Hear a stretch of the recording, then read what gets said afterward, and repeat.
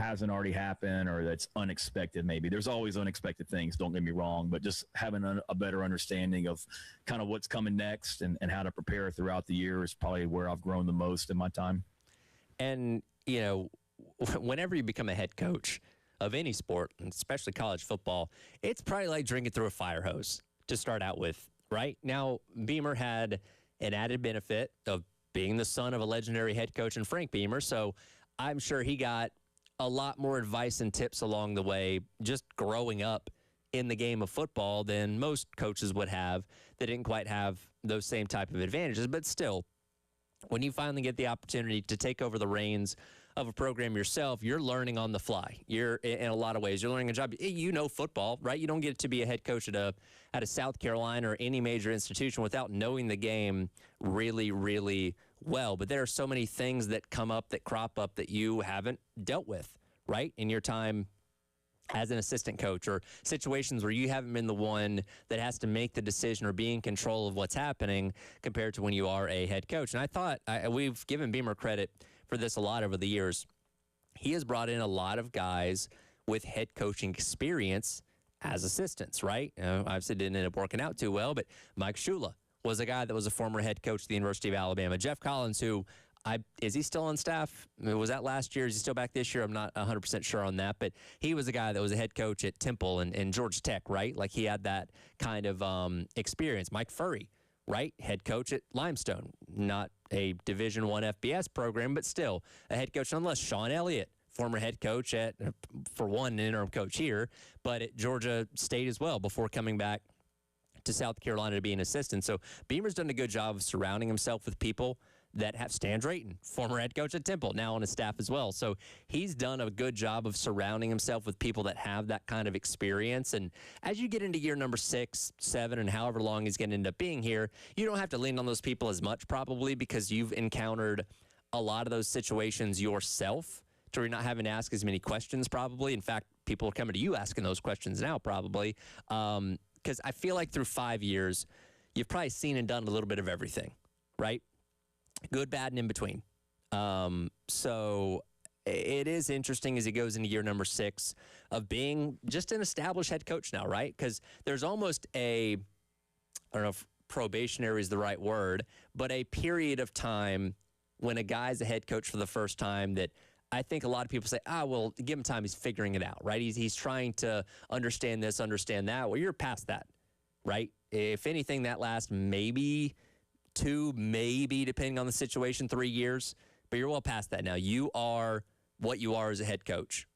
And it's all on your shoulders now, which goes back to the pressure of what is on his shoulders this year to get things turned around, to make this season better, to at the very least get back to a bowl game. Because, again, we set that as the minimum floor of expectation. Like, hey, if nothing else, again, it's a tough schedule. You should be winning 6 games and yeah, maybe you're playing in the Music City Bowl or the Birmingham Bowl or whatever, but it's better than sitting at home in the month of December like you've done 2 out of the past 3 years, right? So there's your bare minimum floor of expectation as well. And going back to what he said at the beginning of that clip, and I alluded to the fact that Beamer's done a really good job of adding a lot of guys on his staff over the years with head coaching experience. He's also what we feel like made now a good coordinator hire at offensive coordinator, because I'm a believer, and I've said this many times, and I give John Summerall a lot of credit down there at Florida because I think he's done a really good job of building out his staff for his first year at Florida with Buster Faulkner at OC and Brad White at defense coordinator, because I'm a believer as a head coach, you're only as good as your coordinators. You're only as good as the people under you calling plays, especially when you're a coach that doesn't have the play calling experience, Beamer being one of those guys. He never was an offensive play caller. He never was a defense play caller. Special teams coordinator, it's a little bit different, though. So you need to make those right hires underneath you to not guarantee success, but give you a better opportunity at success. And we feel like, as Clayton White's been right here with Shane Beamer the entire time, we feel as though Clayton White is a very solid defensive coordinator.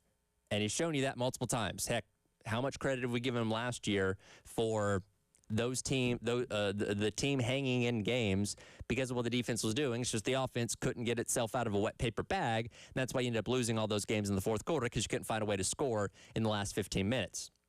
We feel that the Briles hire is a great step in the right direction.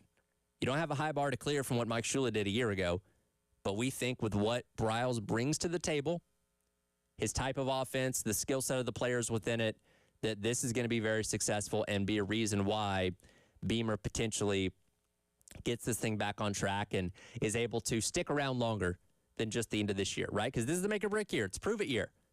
Every time you scour the internet, CBS, On3, Yahoo, whatever outlets you're reading about teams on the hot seat, coaches on the hot seat, Beamer's on those lists, and understandably so. Yeah, that run 2 years ago was great, but you didn't make the playoff, and you followed it up with 4-8. This year has to be a step back in the right direction, and again, this is where we give him credit. I feel as though what he did this offseason, not just with the personnel ads of Briles, of Clements, of Drayton, of Deion Barnes, addressing all these areas of need and issue within your coaching staff, the portal hall has been really good as well. You know, you went out and got one of the most sought-after guys at his position in Jakari's Peak. Assuming he's going to be healthy and ready to go when the season gets here, we'll see, which Beamer didn't really give us too much of an update on those guys either way yesterday. We just heard from him about them last week, so wasn't expecting too much here. But you added depth at running back. You added depth at wide receiver. You remade the entire offensive line for Randy Clements to work with. Now, again, there have been plenty of teams that have gone out there and done great in the portal, and the team still ends up sucking. So it's not a guarantee that you're going to be better, but we believe with the combination of hires you've made and guys you brought in from the portal, this is going to be a step back in the right direction, and this season will be fun, right? Because that's the thing. Our job here is to talk about it every single day during the season.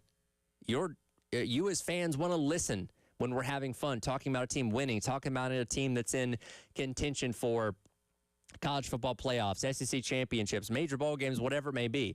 I don't want to sit through another 4-8 again. Last year was not fun at all. Wasn't fun for you to listen, wasn't fun for us to talk about. I want this year to be better.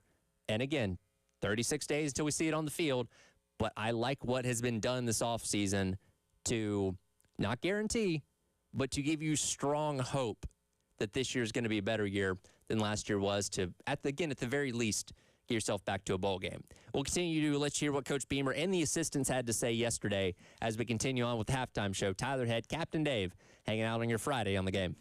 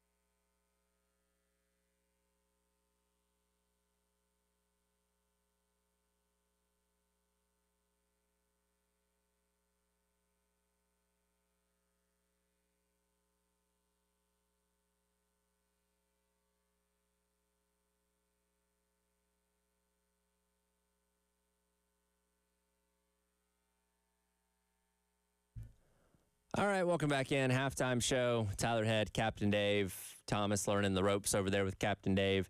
Here in your Friday on the game, going through everything that we learned yesterday at Birdies with Beamer, not only from Coach Beamer, but the assistants as well. And coming up at the top of the hour, Kendall Briles sat down with Jay and Terry for about 10 or so minutes yesterday, and we'll let you hear some of that conversation because a lot of really interesting answers came from Kendall Briles when he was hanging out with the guys out there at Birdies with Beamer. But we're kind of going through what Coach Beamer had to say yesterday when we took at the podium. We weren't expecting a ton of new information because, again, we just heard from him, a week and a half ago out there at SEC Media Days. But nevertheless, he did say some interesting things that are worth diving into here a little bit. And one of them, because one of the biggest questions this offseason, and again, he was asked, or he wasn't asked, he addressed it before we even got into the questions, was the latest update on Sha'Carri's Peak, as well as Dylan Stewart. And basically the update is, hey, they're progressing and nothing really new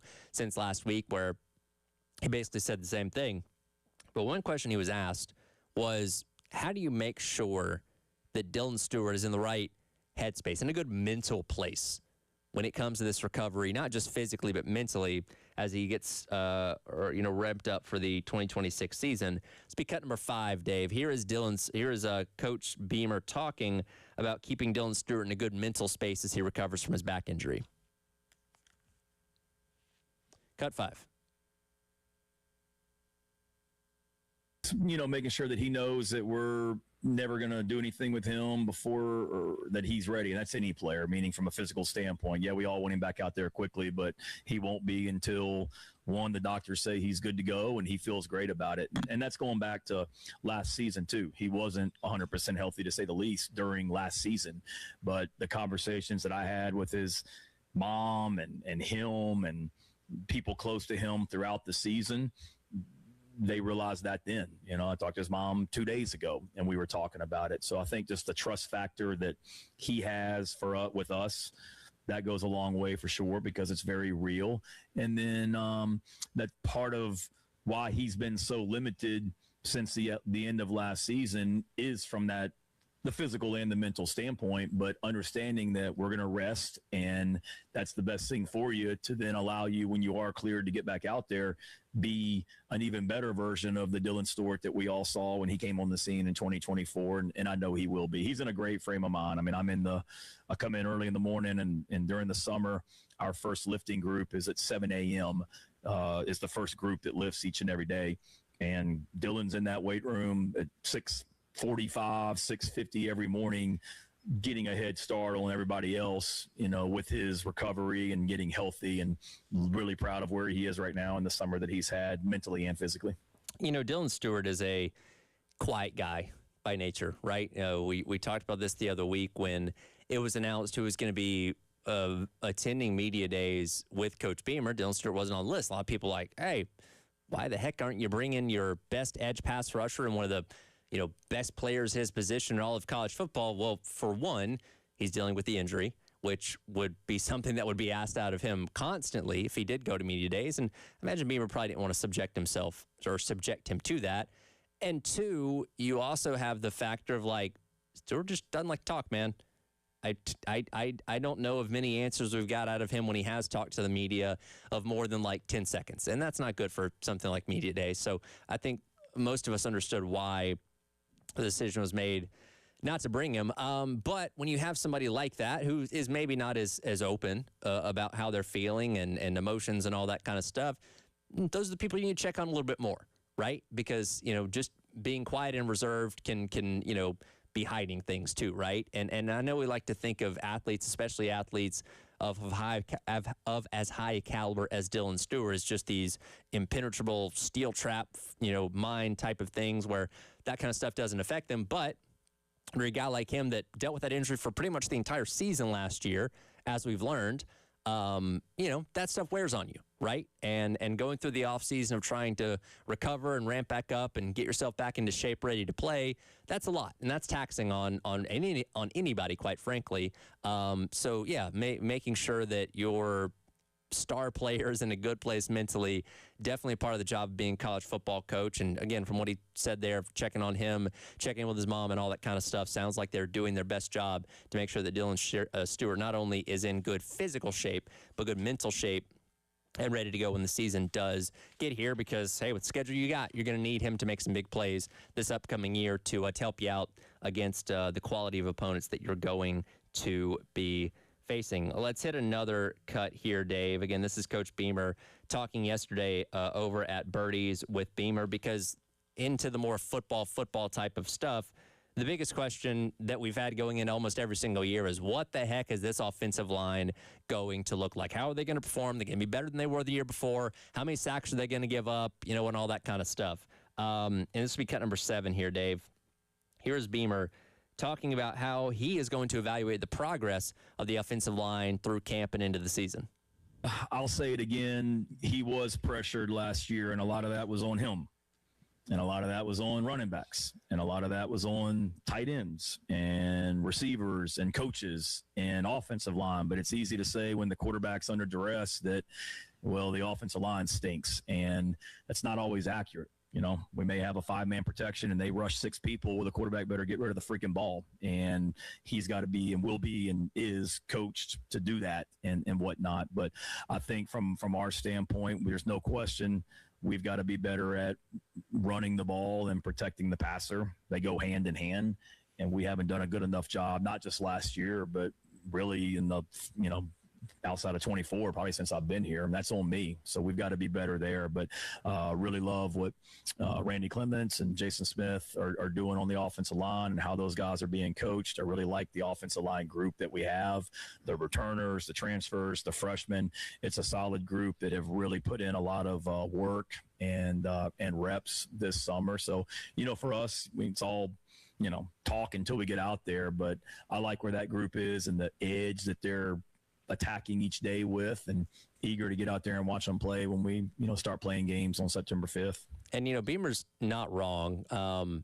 We do automatically assign the blame when it comes to missed blocks and things like that, lack of protection, solely on the offensive line. And it's not always on them. There are situations where Lenore Sellers ran himself into trouble, held on the ball for too long, those kind of things. There are situations where running backs weren't picking up, blitzing linebackers and allowing that pressure to get there, where tight ends weren't, chipping the guy coming off the edge. There are a lot of factors that go into it, but a lot of it is the offensive line too, right? And nobody's shying away from the fact that they've just not played up to standard for the past handful of years. And I feel like that's, where the growing frustration comes from, is just compiling year after year after year where this was a problem, to say, hey, why aren't we getting better in this regard?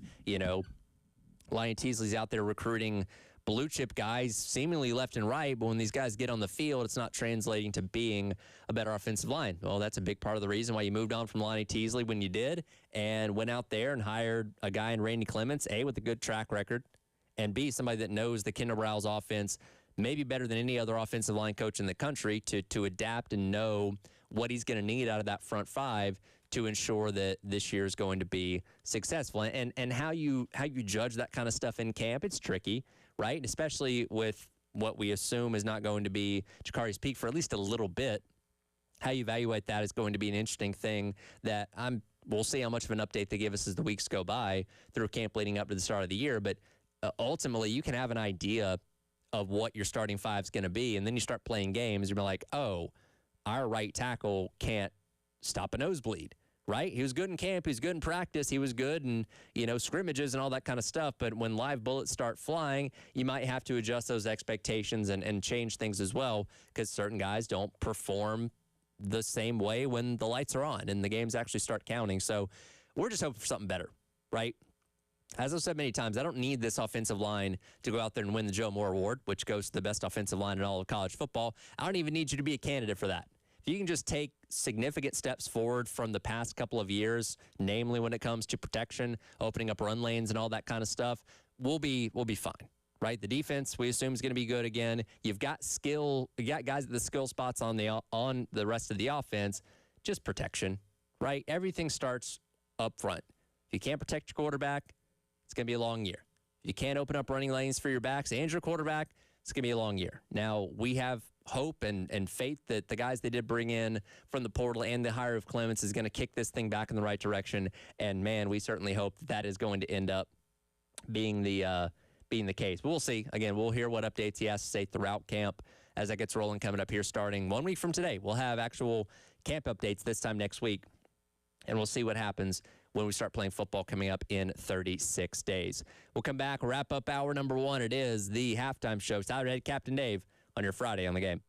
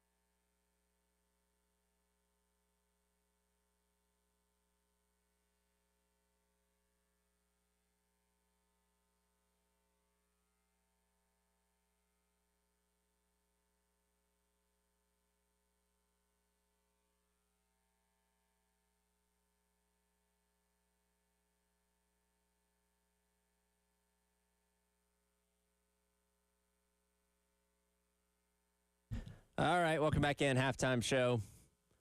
Tyler Ed, Captain Dave. Thomas hanging out, learning the ropes over there from Captain Dave. On your Friday here on the game, again, coming up at the top of the 1 o'clock hour, let you hear more of, or hear the conversation that Kendall Browse had with Jane Terry yesterday on the post-game show. 2:15, we're going to talk to our guy Brian Edwards, a Vegas insider, get his thoughts on the Big Ten. And don't worry, we're going to talk about the Big Ten plenty coming up in hour number 2 as well. But we're on our countdown to kickoff, and we're at 36 days right now. And in the 11 o'clock hour with Wes and Chris, I always do a countdown trivia question in reference to something relating to a person that wore that number, a game or score that has something to do with that number, or something along those lines, just to have fun as we count down to the start of the year. And today, 36 days, of course, I asked him about DJ Swearinger. I asked the question of what are the two games that DJ Swearinger had a pick six in. One of them, the very famous Arkansas game back in 2012, where Dave, real quick, hit this for me. Cut number 23. This is the Swearinger pick six from Arkansas in 2012. He's got it 1st and 10 at the Carolina 36. Picked off though. Carolina turning it. Go inside the 50, 40, 30. Swearinger just had a penalty. 10-5. Revenge is something. Boom. 69 yards. There's a penalty on the play. Well, what he did is he threw the ball in the stands. You can't do that. Who cares? Oh, great call there by Todd Ellis. Who cares? Who cares? Because that was the third straight play which DJ Swearinger had been penalized 15 yards. He got a 15-yard horse collar tackle, was penalized 15 yards for a high hit on the next play, and then a pick six where he threw the ball in the stands. Got another 15 yards, which I still contend he's probably the only person in college football history to be penalized 15 yards on 3 straight plays. If you know anybody else that's done that, please let me know, because I'm very, very curious on somebody else that's accomplished something like that in college football history. That was a great play, obviously, and then he also had a pick six against Troy back in 2010. But we all know DJ Swearinger is known a lot more for his hit against Clemson. Cut number 24, Dave. Wide receiver set. They'll hand off. Ellington sweeping right side. Shaq Wilson tracking. And there's a huge hit on Ellington. And DJ Swearinger stands over him. And Ellington is still on the ground. And DJ gets a flag. 9-yard gain. And the taunting of Ellington is going to cost the Gamecocks. Funny enough, another play where he also received a 15-yard penalty for flexing on Andre Ellington after turning him inside out on that tackle there. But again, everybody loved DJ Swearinger despite the penalties. I wonder how many he had in his college career. I'd love to know that number if somebody can figure that out for me, because I tried looking it up and couldn't find it. But the reason I play that is because in great years like 2012, which you had the Clowney hit, you had the Ace Sanders punt return touchdown. 2024, you had 3rd and Sellers. You had Rocket Sanders touchdown run on the short pass against Missouri. You had these moments, right? These things that you like live in Gamecock lore for years, decades, centuries, whatever, as like those moments when people they get known by a word, right? We talk about Swearinger, the hit. Again, Sanders, the punt return, 3rd and Sellers, all these kind of things as moments within typically really good seasons for a team. Hope we have a lot of those this year. What are they going to be? Who knows?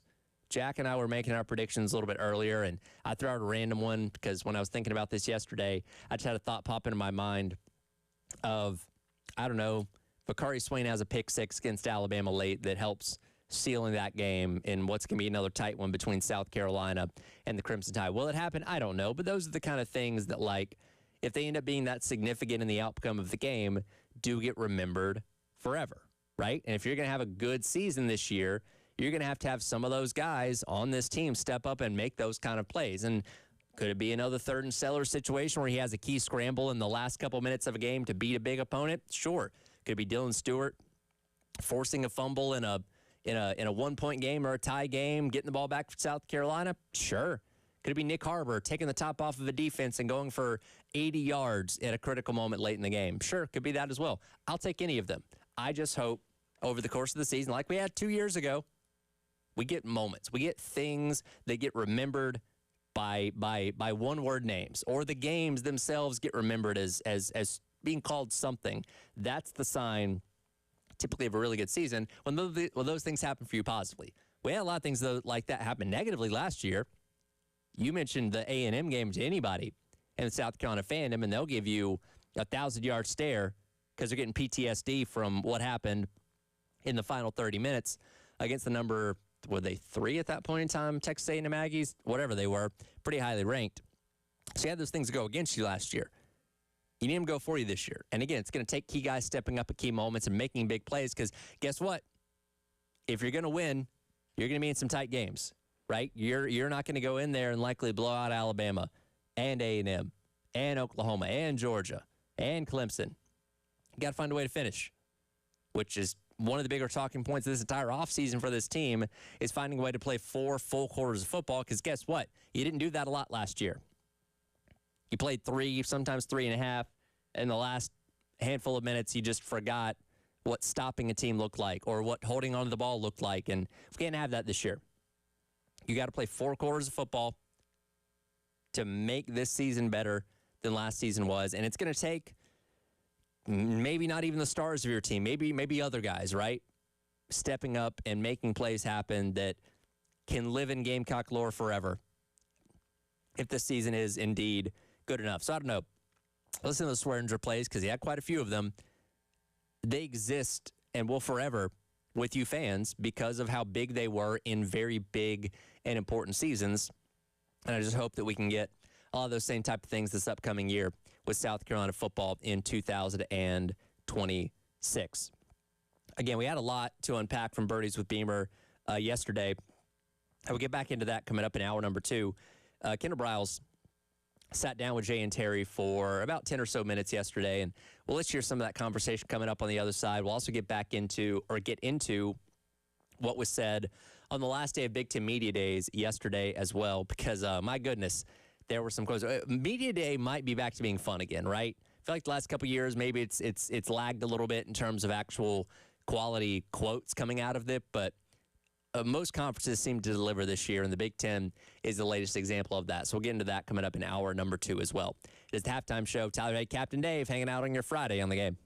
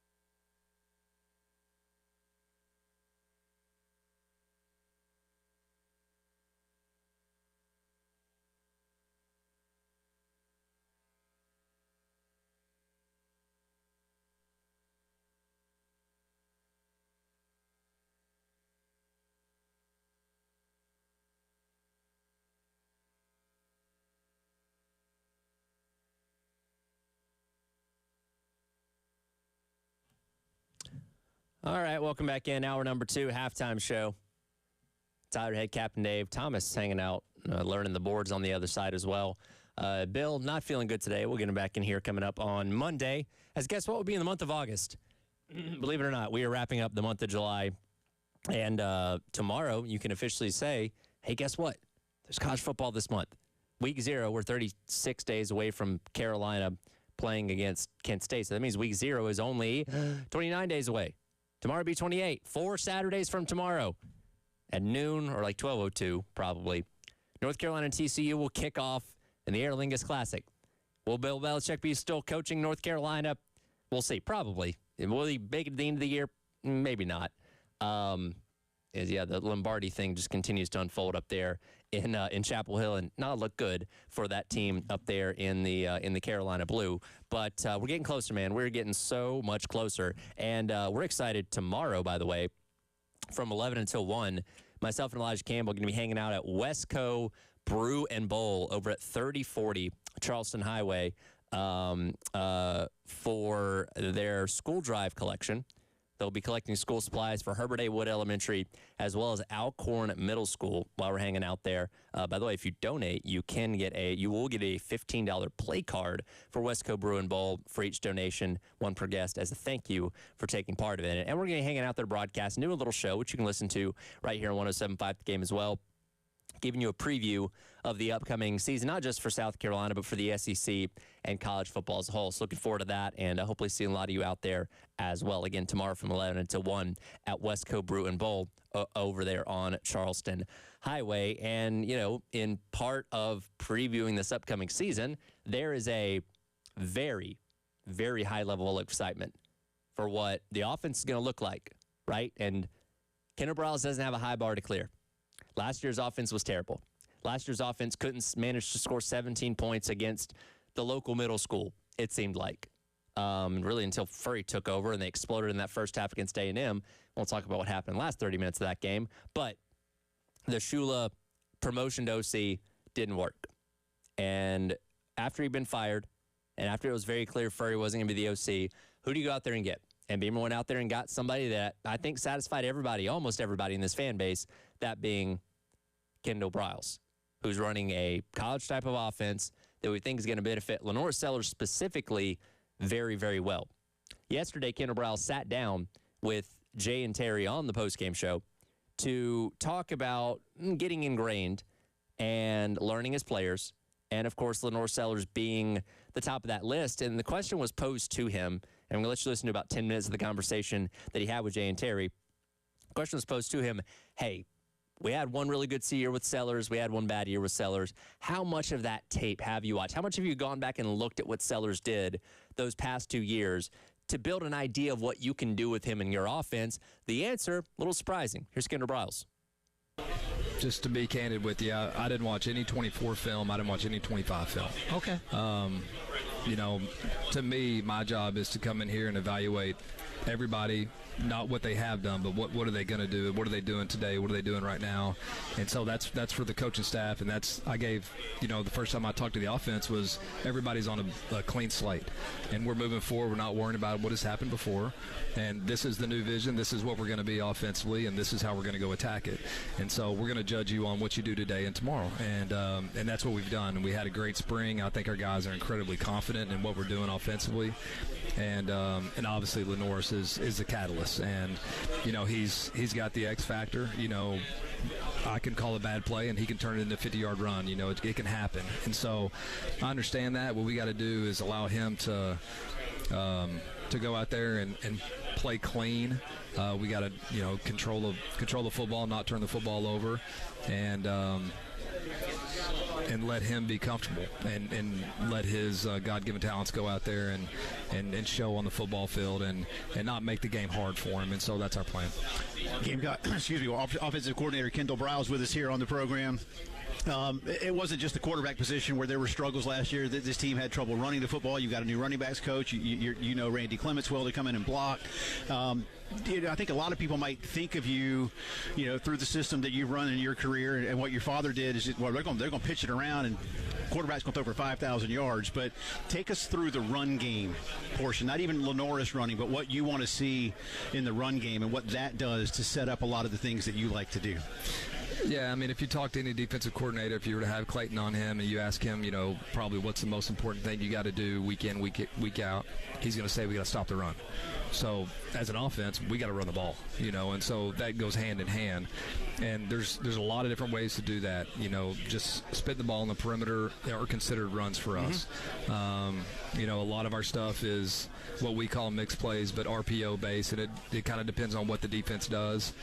And I got fans or direct messages to my Twitter. Why are you throwing the ball there? Well, that's because the defense is telling us to throw the ball. Like, we're reading these guys, and so as long as our quarterback's making really good decisions, then our offense is built to operate at a high level based on the way that the defensive players react. And so you got to be able to run the football, especially in this league, and it's hard to do it. And you got to find, creative ways to be able to do it. If you line up and they see your formations and you are lined up, and they know it's inside zone, like, these guys are good. They're hard to block. And as soon as they know where the ball's at, they're going to shed blocks and they're going to get to the football. I mean, it's just the way it is. And so there's a little bit of smoke and mirrors involved with it, and that's our job as coaches, to be able to figure out how we can do it and do it in creative ways. All right, so we're talking with Kendall Brown, South Carolina offensive coordinator here at Birdies with Beamer on the post-game show on the Game and the Game Network. All right, Coach, we sat down Nick Harbor at SEC Media Days. I know you watched all of our coverage on our YouTube channel. I was locked in. Yeah. There you go. And we asked about the offense. And Nick, first word, fun. Get Lenore Sellers to sit down. Offense, fun. Shane Beamer, sitting here, talked about this offense, fun. What are you doing that's so fun, Coach Briles? Everybody's saying this offense is fun. Give us a little peek behind the curtain, man. I'll just tell you this. Whenever I first met with the offense here, I'm asking a question that I'm going to answer, but I'm saying, why did everybody start playing football? Why did you start playing? Because it's fun, right? And so that's why these guys play the game. So a lot of times coaches do too much to make the game where it's not fun anymore. And obviously, we're going to make sure that we're holding guys accountable and they're going to be doing right and all those things that are involved with it. But we got to allow them to play free. And when they're free, they're able to go play the game like they used to play it in the front yard, and that's what we want. There's parameters as far as what they're doing and what they're allowed to do, but we allow the guys to play free and go out there and have fun playing the game, and we want it to be that way. On that note, and you mentioned it in the answer before about how your offense and what the defense gives you, but I think a lot of people look at an OC, you implement the plan and you have the plan throughout the week and practice and that kind of thing, but I mean, you call these plays too, so you feel it in the game. How different is that in terms of the plan to what the defense gives you, and how much fun do you have when it's play calling time in game and those adjustments? Yeah, those in-game adjustments are huge, and we got to be a great coaching staff with our adjustments, and our players got to be really good on the sideline, being able to do it. We coach up, and so that's a critical part of the game, being able to adjust and see what they're doing differently than anything they've done before, and we got to fix it now. It's not a deal where you can wait 2 quarters to be able to fix something. We got to identify it, we got to fix it, we got to correct it, and then we got to attack it. And so we got to be great at doing that as coaches, and our players got to be great at taking the coaching and going and executing it on the field. I'm sorry, just follow up. Like, what's it like when you kind of, dare I say, get on a roll and you see, oh, hey, this defense can't, whatever, stop this, stop that, play this way, or they don't have a guy, and then you kind of feel it build. What is that like for a play caller? It's, you know what it is it's but if you can get them to bite the defensive football has changed. You just don't see the huge outputs of offense and points, and it's because the defenses have changed so much. There's so many simulated pressures. There's so many coverages that are changing. These guys are rolling coverages on you all the time. They're not sitting in a base coverage and doing the same thing and sitting in 4 down. They're walking up guys. They're mugging guys. They're spinning corners. Safeties are running down and playing at the line of scrimmage. There's just so much stuff that happens that can get them out of position and you can capitalize on, but also it can cause problems. And so I think defensive coaches have done a good job catching up with the game whenever RPOs first started, 10 years ago, really 15 years ago. We were doing it with RG3 in 2010, but they've changed, and it's become a little bit harder at times because of all the line movements and different things that they do up front to run the football. All right, speaking of the play calling, and we talked offensive coordinators over the years, and they talk about the script. Whether it's 10 plays, 15 plays, 20 plays, whatever it is, most guys have that script coming in, and then you're going to start like riffing. Play calling off the script, and a lot of that's just the feel or what you're seeing or whatever. What kind of play caller are you? Are you a hardcore script guy in the beginning, or are you, okay, we got a script, but if I see stuff, we're going to start improvising because we're seeing different? How are you with script and then just letting the instincts take over because you've been doing this for so long? So I've started scripting about the first 6 plays, and I've done that about 3 years now, and maybe 4, but I think it's good. It allows, as a coaching staff, to target guys, get certain formational looks that you want to see. That way, you know how they're going to play them. So it allows you to do some things and target some guys as you want to get the ball. And then after that, you're playing football. And obviously you got your D&D calls that are going to be critical that go on within a drive. And then, the rest of the time you're rolling. And if you see things, then, you hope that, if it's something that you haven't just, worked a ton and you're able to call it, our guys have recall and they're able to go do it. Okay, and maybe you don't have one of these. You've been play calling for a long time. And, it's a chess match, like you said.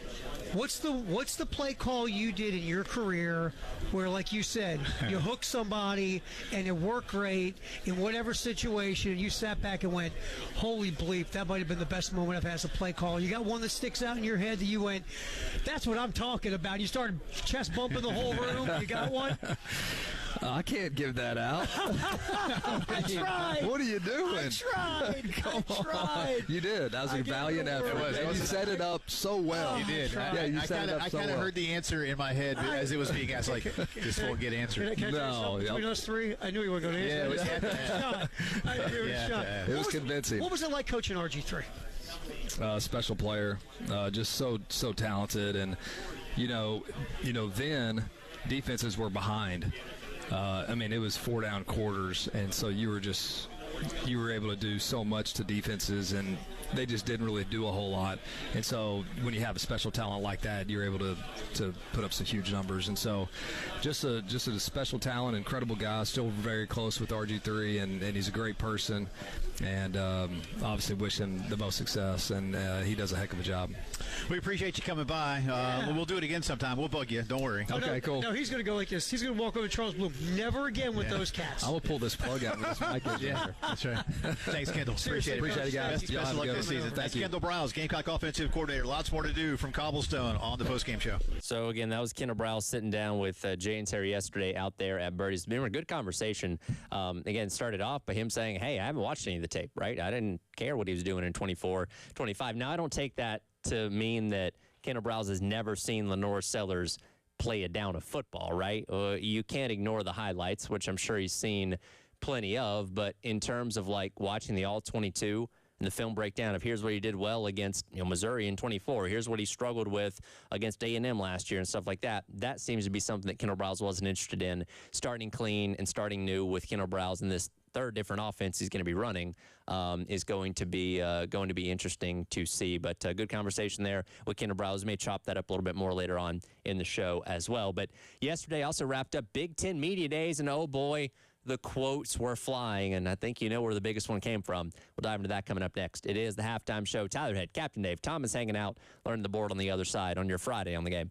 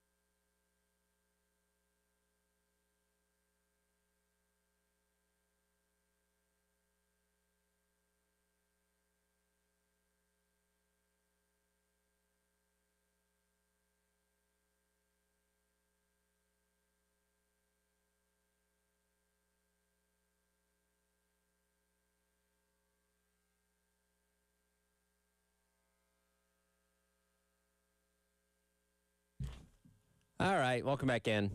Halftime show. Saturday, Captain Dave hanging out with you on your Friday here on The Game. Again, appreciate all the coaches that sat down with us yesterday out at Birdie's with Beamer. Good conversations with all of them as we get set for camp to start right at a week from now. So this time next week, we'll have actual camp intel somewhat, hopefully more than just stretching, of what we can maybe start to learn about this team as a ramp up to the start of the year. Let's transition out of the SEC now, because yesterday was the final day of Big Ten Media Days up in Chicago. And the guy everybody was waiting to hear from, of course, old Curt Cignetti, fresh off of winning his first national championship in a perfect season at the University of, it's IU, Indiana University. Sorry, don't want to get that name wrong. But old Curt wasted no time taking a shot at the SEC. Cut number 18 here, Dave, when he was posed the question about the grind of the Big Ten. The Big Ten is the best league in football, and a lot of really good football teams. It's hard to win on the road. Very physical football teams, very well coached. It definitely prepares you for the playoffs. There's no doubt about it. The numbers speak for themselves. I mean, we don't run a hype machine up here in the Midwest. We believe everything's earned, not given. And when we fall short, we say we fell short. We don't cry a river, whine, and complain. All right? And that's why we're the best. Coach Cignetti, thank you so much for your time. Oh, he knew he was going to rile up some people with that one. And he certainly did. If you scrolled through college football Twitter at any point yesterday after 2 o'clock, this was about the conversation that everybody was having, which Cignetti, well aware of that, right? I'm sure I saw Feinbaum on one of the ESPN shows this morning talking about, didn't get to hear it. We have the TVs on mute in here, but I'm sure he had a aneurysm the second he heard that. But here's the thing. Cignetti's in a position where he can say whatever he wants, right? He legitimately has completed the greatest turnaround we've ever seen in college football history. He took over the losingest program in the history of this sport, at the FBS level at least, and then won a national championship in 2 years, right? Think back to whatever his hire date was in December of 2024, wasn't even on our radar, right? I think a lot of us probably knew that he was having success at James Madison, but seeing Indiana hire the James Madison coach, okay, sure. Hey, maybe this guy can go 6-6 and make it to a bowl game. Whoopee. Nobody paid it any attention. We weren't even talking about the clip of him saying, I win, Google me. That was until much, much later on when he actually did start winning, right? So he completes this amazing turnaround. He does it in the process of beating the best of the best in the Big Ten. I know the first year their schedule was a little bit light, but guess what?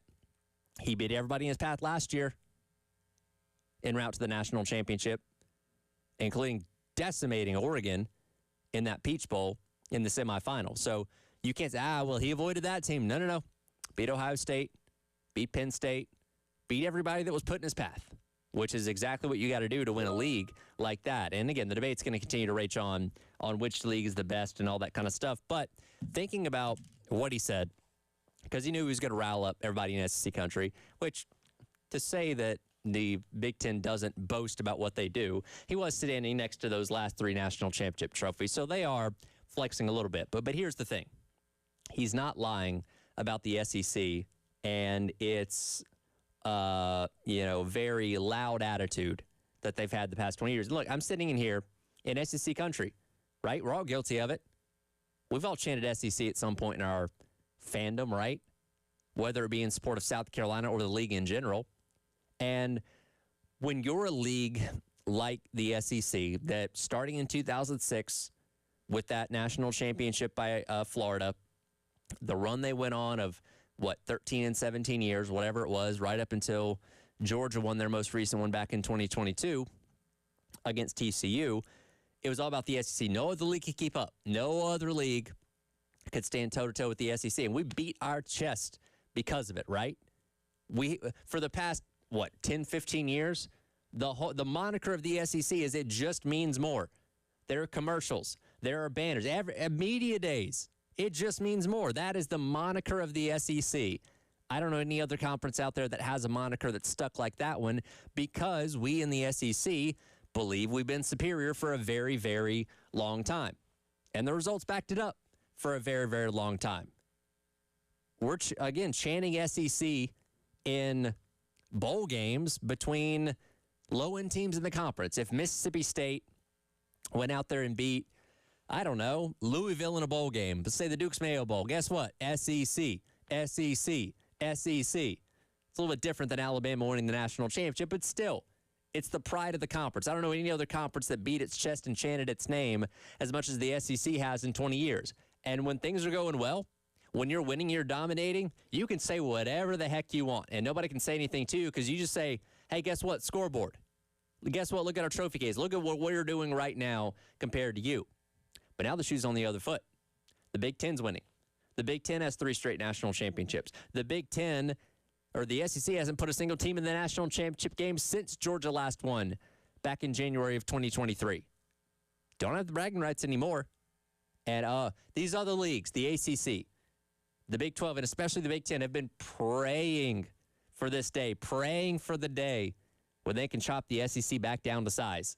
And no better person to do that than Curt Cignetti, who's at the top of the college football world right now. He can say whatever he wants. At this moment, he's kind of bulletproof, within reason. You can't say certain things, obviously, but in the realm of college football and trash talking and bragging rights, he's got all the chips. And he can say whatever the heck he wants until proven otherwise. And he took that opportunity yesterday. And we here in SEC country are just kind of like, yeah, you got us. We were the loudest when we were dominating, and we're still the loudest when it's not going our way. In terms of, well, you know, and this doesn't speak for everybody. Not every single person says these kind of things, but the collective sum of people in the SEC, you know, bring up, well, how would Indiana survive in the SEC? Well, we're not going to know because they don't play in the SEC. They play the teams in front of them, beat all of them, including road grading Alabama in last year's Rose Bowl, in case you forgot about that. So they beat one of the better teams in the SEC en route to winning the national championship. So it's not like they completely ducked them in the process. We don't have a leg to stand on right now. When will we? I don't know. I think the SEC can win a national championship this year with one of its teams. We'll see. I guarantee you if the Big Ten wins another one, especially if it's Indiana again, well, Cignetti's only going to get louder about it, right? And again, you don't have anything to argue with. You're not in position to do that. You don't hold all the chips right now. Cignetti and the Big Ten do. And they're going to enjoy this victory lap as long and as much as they possibly can. And right now, you just got to kind of throw your hands up and say, you got us. We were loud and braggadocious when we could be, and now we can't. And look, I hope, like everybody in SEC country, that this league gets back to dominating. This league goes back to being the top dog and the alpha dog to be able to say, yeah, we're better than the Big Ten. Right now, you don't have that. And that comes with the territory. When you build yourself up as much as the SEC does, the second you fall back down, there's going to be people ready to dance on your grave. That's exactly what the Big Ten is doing right now, and Cignetti is the loudest proponent of that, and I completely understand. He wasn't the only coach that talked yesterday at Big Ten Media Days, though. Heard from a few others, including Kyle Whittingham, who did have some comments that maybe his fan base doesn't exactly love. We'll get into those coming up next. It is the halftime show. Tyler Head, Captain Dave Thomas hanging out, learning the board on your Friday on the Game.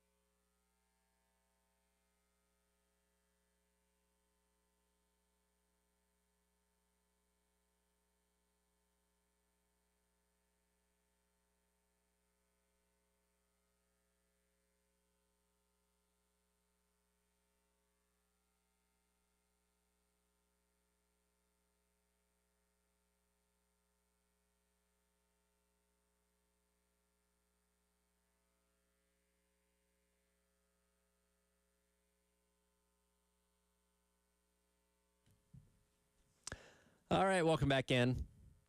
Halftime show.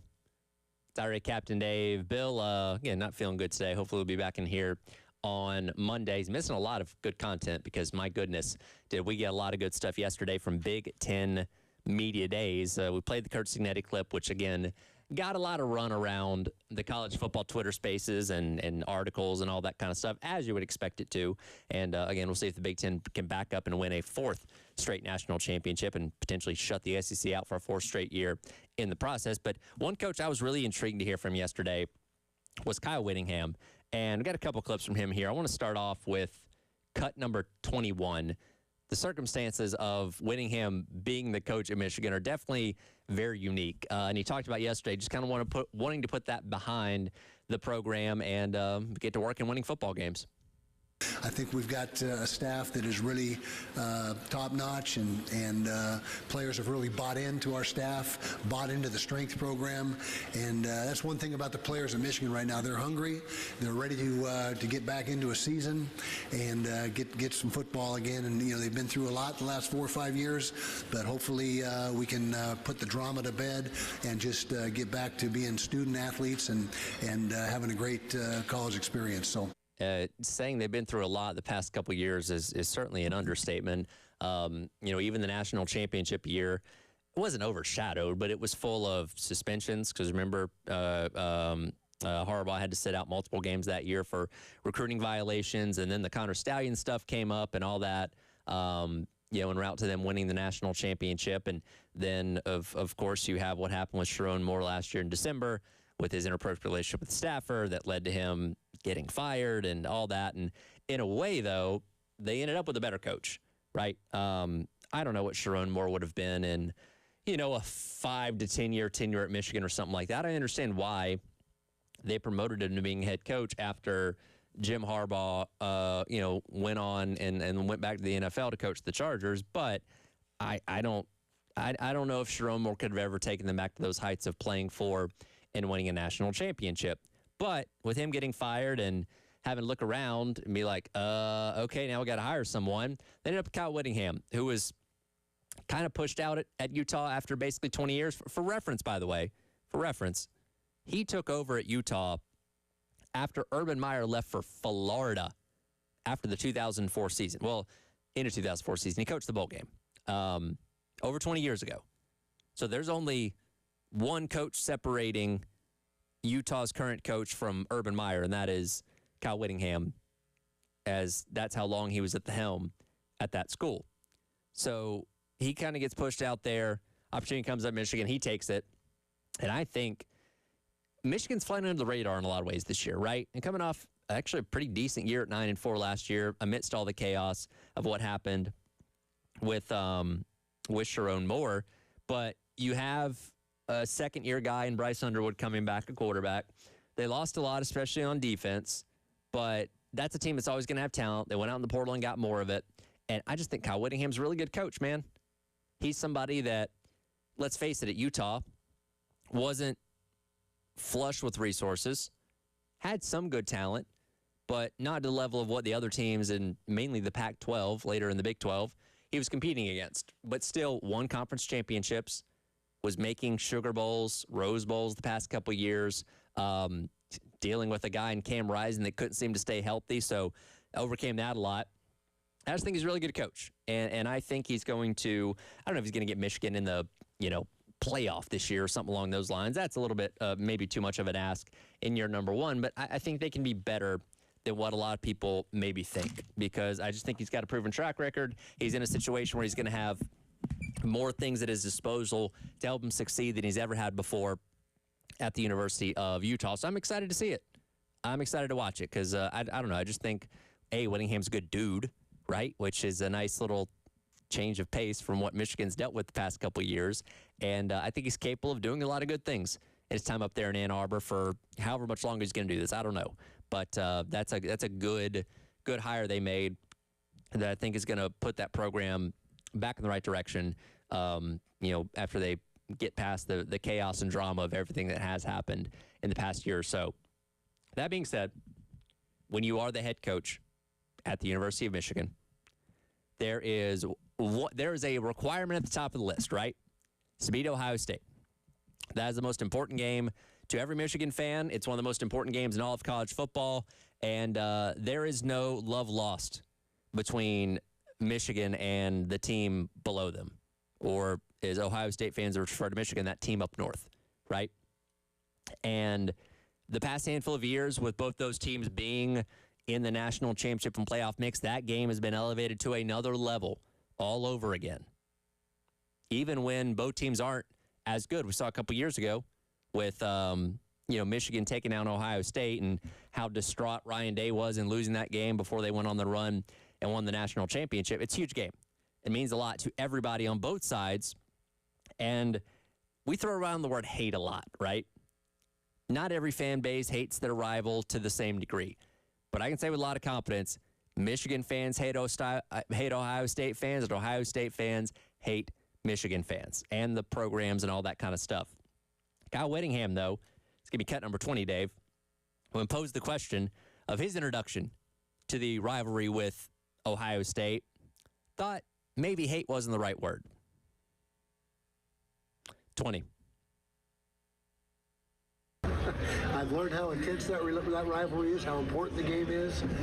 Hate's a strong word, but I want to win that game as badly as anybody in Ann Arbor. And, like I said earlier on, what better scenario would there be is if that game came down to the championship of the Big Ten. That would be outstanding, and so we'll see what happens. Now, again, I buy Kyle Whittingham. It's just a good, wholesome type of dude, right? I'm not aware of any major scandals or anything that's gone on in his tenure there at Utah. And I just think that, hate's probably not a word he uses a lot in his day-to-day life. However, when you become the head coach at Michigan, hating Ohio State is an expectation, right? And he'll learn. I'm sure he'll learn in time. But I think about it in a similar way to when Paul Maneri was here, right? Coaching baseball at South Carolina, where he didn't seem to grasp the Clemson rivalry and how important that was to people in this family. He said, we got more important games coming up in the SEC play. And I get it, but I also don't, because that Clemson rivalry means a lot to a lot of people. And when he fell on his face the first time they played them and got swept in 2025, that didn't sit well with people. And that comment lived on forever for his time here at Carolina, which obviously was an adjunct failure. And people kept bringing that up, including us, that, hey, man, he didn't get it from the get-go of what this program's about or what that rivalry with Clemson was about. And which I don't think is going to be a problem, if Whittingham does struggle at Michigan, I think a lot of people are going to point that and say, man, he didn't understand the Ohio State rivalry. He couldn't hate Ohio State out of the gate. That was the problem. I would have given a different answer. Again, I just think Whittingham's just kind of a nice dude, so maybe hate is not something that he's willing to go out on a limb and talk about as openly, even if it is against a rival. But I would advise, until you've truly proven yourself in Michigan, hate Ohio State. Be open about it. Don't even refer to them by their name or Ryan Day by his name or whatever it may be. Just really play to the crowd, so to speak. I think that that'll do you a lot of favors at a place like Michigan. That is for sure, and I fully expect that game to once again have a lot of stakes on it late in the season. I think Ohio State's going to win because I think they're just a better team this year. But again, don't sleep on old Kyle Whittingham. I think he's capable of doing a lot of special things there at U of M. And again, we'll see how much he learns about hating Michigan, about hating Ohio State along the way. We'll come back and wrap up hour number 2. There was one more coach that spoke yesterday at Big Ten Media Days that said something that caught a lot of people's attention. And a big question in my mind of when do we know something's not going to work in today's age of college football? We'll try and answer that on the other side. It is the halftime show. Tyler Head, Captain Dave, Thomas hanging out with you on your Friday here on The Game.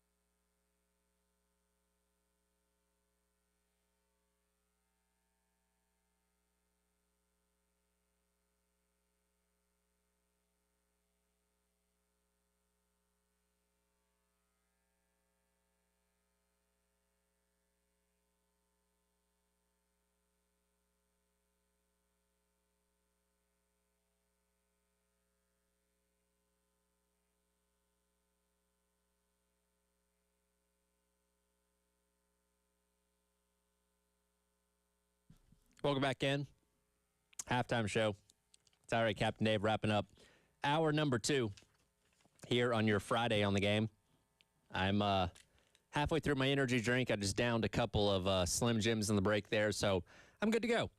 I'm all caffeinated up, got some protein, and we're going to power through this last hour of the show. Coming up in the top of the 2 o'clock hour, I'm going to let you hear another conversation that was had yesterday out at Birdies with Beamer when Clayton White sat down with Jay and Terry for about 10 or 11 minutes. Talked about his defense, expectations, all that kind of stuff. We'll let you hear that come up here in a few minutes. Then Brian Edwards of Vegas Insider going to join us at 2:15 to give his thoughts on everything going on in the Big Ten and the odds on who's going to end up winning the conference this year. As again, we kind of been running through what's been going on at SEC at Big Ten Media Days over the course of the past couple of days. Again, hit some of the high-profile coaches that spoke yesterday, and Kurt Cignetti and Kyle Whittingham. Nobody's expecting a lot out of Nebraska, and understandably so. It's been a shaky tenure for the past 3 years for Matt Rule. And yesterday, when he took to the podium, Dave, this is going to be cut number 22. Matt Rule emphatically stated, hey, we didn't come here to do this. We have higher expectations in Nebraska. Here's what he said. Stood up here a few years ago and said, before we can talk about doing great things, man, we've got to earn back the respect. And these guys, they've kind of erased the narratives. You know, Nebraska can't win a close game. They've erased that. Nebraska, there's a bowl drought. They've erased that. They went to back-to-back bowl games last year. But we know that's not enough. We didn't come to Nebraska to go 7-6. We came to compete for this. And being here today with teams who've won the national championship, it's inspiring. It speaks to this conference. It speaks to the people that run it, the coaches and the players that are in it. And we understand that we have to take a step this year. We're excited to do that. But I hope you can hear in my voice, I believe we will because of the young men in our program and what they've done. The expectations in college football now to turn things around have sped up quite a bit, right? And Cignetti doing what he did at Indiana the past 2 years is only going to make that worse for every other coach, right? The Ryan Silverfields and the Will Steins and all that kind of stuff are now being hired with like, hey, could we be the next Indiana? Could we be hosting a national title in 2 years? Yeah, that's going to be us. We're going to do that. We're going to follow the Cignetti model at Indiana, and we're going to do that. So again, that sped up the process of what to expect out of these guys even more, right? Where now you look at a guy like Matt Rule, who's entering year number 4. And for reference, he's gone 5-7, 7-6, and 7-6, which is why that comment of we didn't come to go 7-6, we came to do more than that, is interesting. Because now, with all that you have at your disposal, portal, NIL, all that kind of stuff, to turn things around quickly, I feel like by the time you get to year number 4, we know what you are, right? In years past, the old world of college football, think pre-NIL, pre-transfer portal, and all that kind of stuff, I was always under the thought that, man, you need to give a coach at least 4 years, right? You know, one coach gets fired. Well, guess what? You're still going to be stuck with a lot of his players. You're still, piecing together his recruiting class from the year prior. So that first year or so isn't a true reflection of what you can do as a coach. You start filtering his players out, bring in your recruits, bring in your own system, bring in your own culture, and eventually you get a full idea of what those coaches are at their new schools. Again, about 4 years is how I felt like it should have been judged back in the day. Different era now. If you got money, you can go out there and get whoever you want, seemingly. You can flip a roster overnight, bring in new coordinators, the whole 9 yards, and be a completely different team than the one that was left over from the prior season in today's world of college football. And seemingly, Matt Rule has had ample opportunities to do that, right? I mean, Dylan Raiola, yes, I know he's a legacy technically at Nebraska, but he didn't flip from Georgia to Nebraska as a 5-star for nothing. He got paid for it. A lot of guys on these 3 Nebraska teams that Matt Rule's had have gotten paid handsome amounts of money from their collective out there, revenue sharing and all that kind of stuff. And the results still aren't there. And I feel like maybe I'll be wrong about this, and if so, clip it, and we can play it back in January when Nebraska's, in the semifinals of the college football playoff or something like that. But I'm just not sold that he's ever going to do anything, right? I think 3 years is enough to know, all right, this guy ain't going to work out in this age. If he hasn't shown you the inkling of that up to this point, then I don't know if he's ever going to. And Nebraska is a program that's cautionary tale, right? With Tom Osborne in the 90s, winning national championships, being the force in college football for a while. Eventually, you're going to fall off, but through the 2000s, still winning pretty consistently, and famously, Bo Pelini averaging 9 to 10 wins a season. And they're like, you know what? That's good, but we're better than that. Sorry, Bo. Get out of here. Mike Riley came in, and he had one good year in 2016 where they went 9-4. Since then, nothing. The Scott Frost hire, which seemed like a match made in heaven for your old quarterback returning home to restore his alma mater glory, failure. Matt Rule through 3 years, if it's not a failure, it's pretty close to one. I guarantee you, if you asked any Nebraska fan right now, would you trade this for a 9-4 Pelini season? They would do it in a heartbeat. Careful what you wish for. Because while being a former power, just because you're not there at the moment, doesn't mean you sell the farm when things are going pretty well with a guy like Bo Pelini. And, hey, they learned that the hard way, and now they're going into year number 4 with Matt Rule, where, again, I don't expect it to be all that much different. We'll see. Maybe I'll be wrong. Again, hey, feel free to clip this. I'm not afraid to admit I was wrong about something if it comes back to bite me, but I'm not sold on Matt Rule turning Nebraska into anything other than a 500-ish team. Maybe they can spur an upset here and there. Doesn't have a great record against top 25, so not banking on that by any means. But, yeah, I just don't think it's going to happen. I think we've seen enough of Rule at Nebraska to know that this experiment isn't going to get you very, very far. So, yeah, that's a wrap for Big Ten Media Days. Again, coming up at 2:15, we'll talk to Brian Edwards, a Vegas insider, on the odds to win the conference, playoff, and all that kind of stuff, and get his thoughts on what he's expecting out of that conference coming up this year. But up next, as we get into the 2 o'clock hour, Clayton White sat down with Jay and Terry yesterday on the postgame show out at Birdies with Beamer. We'll replay that conversation for you coming up next, and what he thinks about his defense that, hey, did their job a lot last year. Unfortunately, not enough to help them win more than 4 games. But we'll get Clayton White's thoughts on his defense going into 2026 coming up next as the halftime show rolls along. Tyler Head, Captain Dave, Thomas hanging out with us as well here on your Friday on the Game.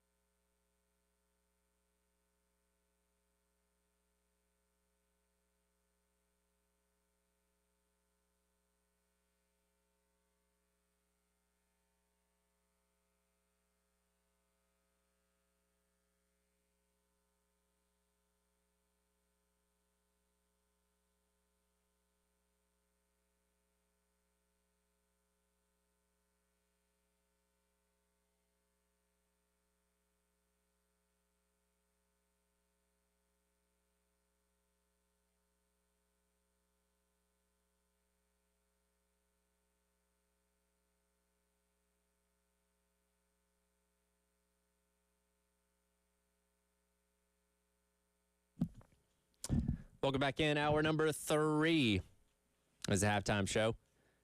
Tirade Captain Dave. I got our Thomas hanging out, learning the ropes over there from Dave. Dave, how's he doing? Is he getting up to speed? He a fast learner? What's the vibe over there on the other side of the board? I was explaining to him now about the number one most important job of him being a producer. What is that? Wow, don't you know? Well, no, I'm asking for the people. Protect the license. Yes. Do we have a dump button for a reason? That's correct. That's right. Yeah, can't be having certain words go over the air here, that's for sure. Yeah, Thomas' golden rule of producing is don't let certain words get said over the air. And if they do, hit that big old button. Make sure that we don't get in trouble for that. That's for sure. So, yeah, he's learning the ropes over there from Captain Dave as we're bringing him along as a producer.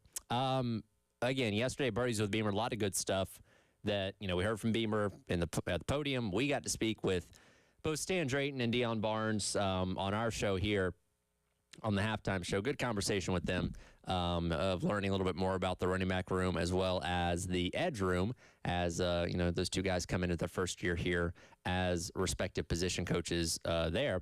But, we talk so much about the new of this team with those guys, with Randy Clements, obviously Kendall Briles being the headliner of new guys being hired by South Carolina, kind of not forget, but not pay as much attention to what's happening with the defense because Clayton White, like Shane Beamer, going into year number 6 here at South Carolina. And last year, despite the fact that the team wasn't great, the defense did its job well enough to give this team an opportunity. And yesterday, Clayton White got the opportunity to sit down with Jay and Terry and talk about what the offseason has been like so far and why we should hopefully be excited about this defense once again.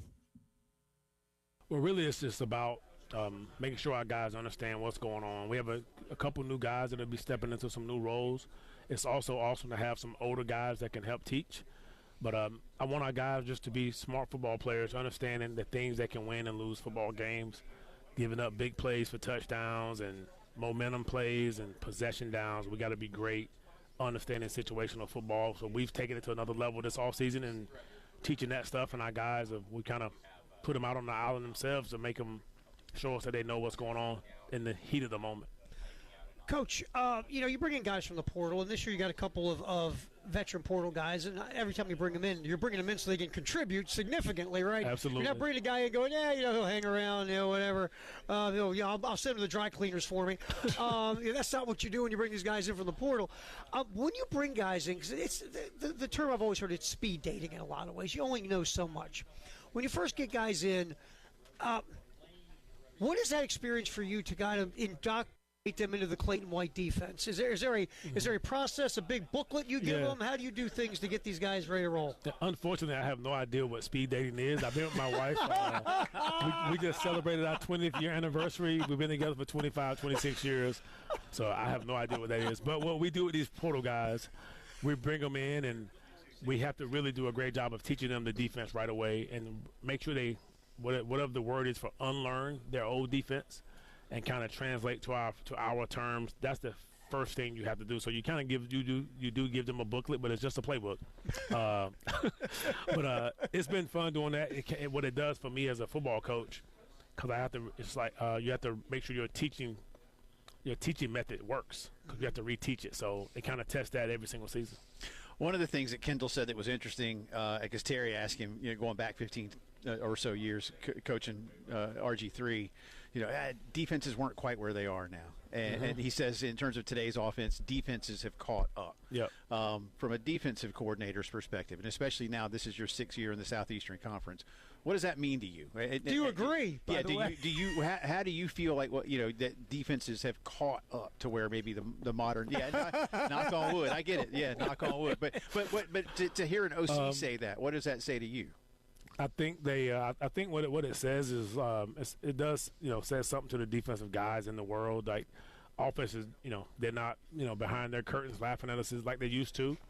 I think they realize that we understand the game just as much as they do sometimes.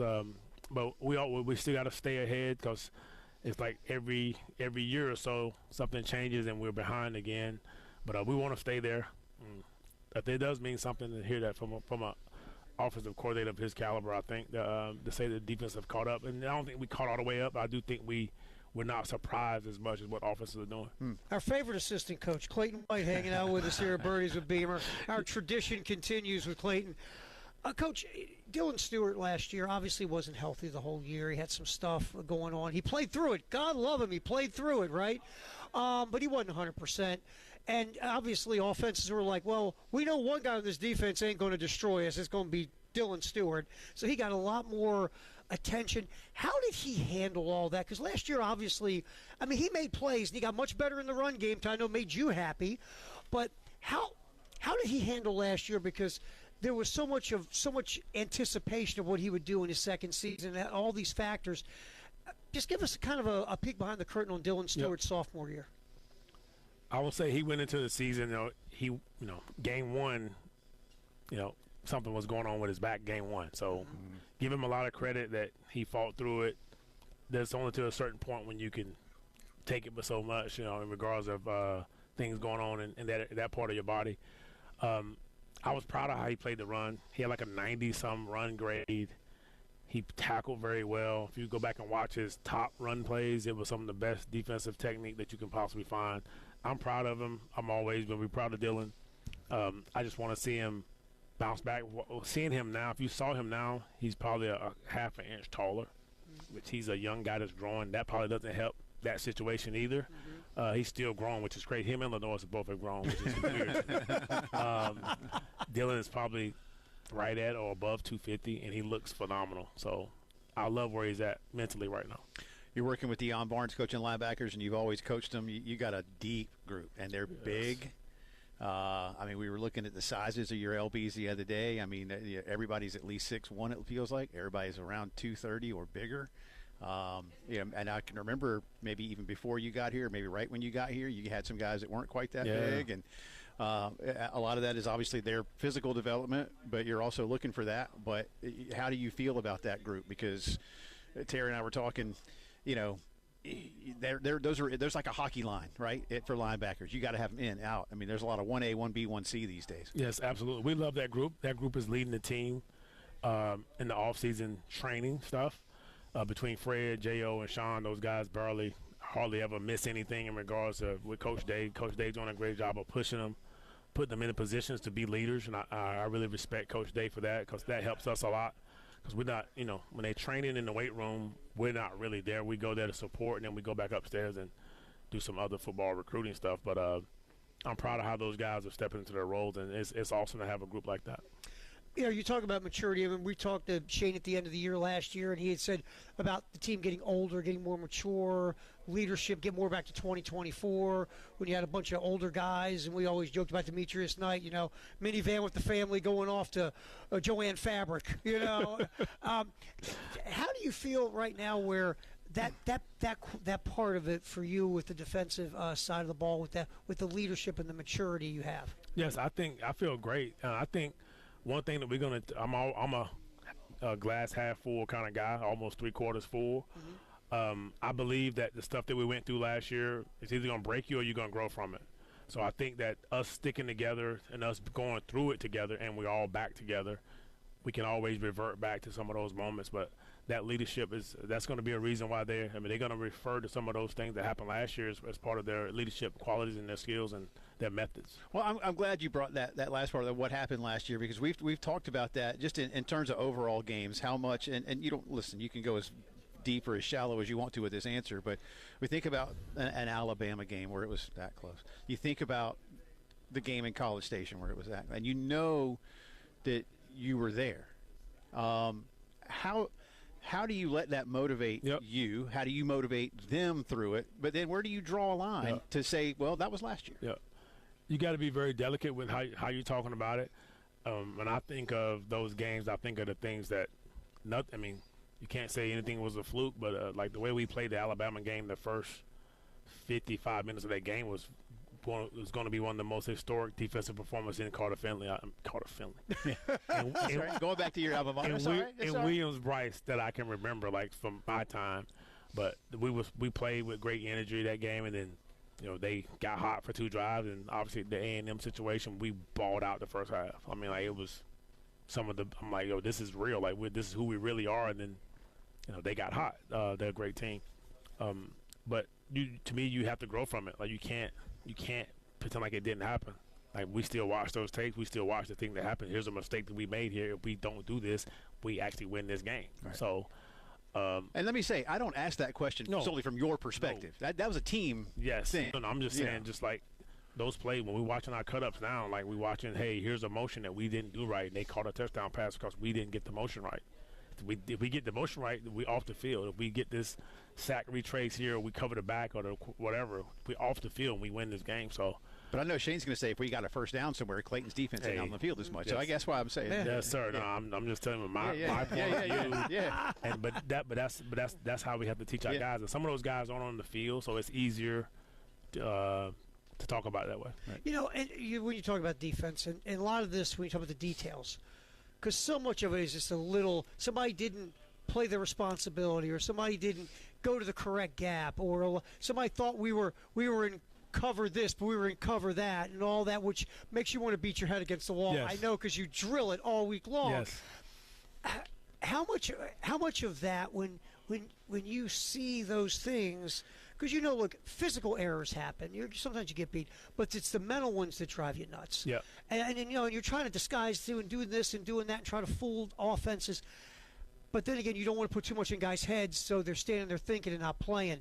How much of a chess match runs through your mind when you're putting all this together? It's definitely throughout the week. Like I said, you have to be very, very, very clever on how you do that. I try to, if I'm trying to be cute with something, I make sure they know ahead of time, hey guys, when we go out here the next time, this is what we're gonna do. I know this is make sure you be alert for this. We try to be very. And the way the season was going last year, couldn't really take a lot of chances on defense. We want to, because we weren't scoring. Our points per game weren't what they were. So you got to be you have to play that side as well. And it's all throughout the week how you feel during the week. If you're going to be fancy or trying to disguise, and you don't want to trick yourself. You don't want to do that. All right, we'll get you out of here on something fun. What the Whites do for the summer? What'd you do? I love it. My wife, Kelly White, does a great job. And my kids kind of plan our summers.